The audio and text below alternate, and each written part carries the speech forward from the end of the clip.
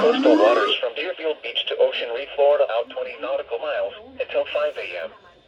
At 3:54 a.m., severe thunderstorms capable I also got it on waterspouts WZ. were located along a line extending from 7 nautical miles northwest of Coral Gables to 8 nautical miles west of Black Point to 7 nautical miles west of Convoy Point to 6 nautical miles north of North Mesquite, moving east at 30 knots.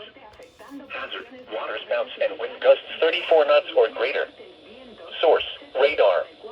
Impact: waterspouts can easily overturn boats and create locally hazardous seas. Small craft could be damaged in briefly higher winds and suddenly higher waves.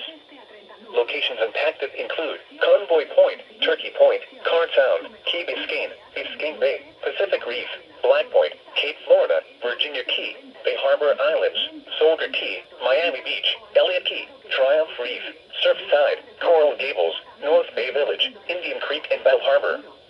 Thunderstorms can produce sudden waterspouts.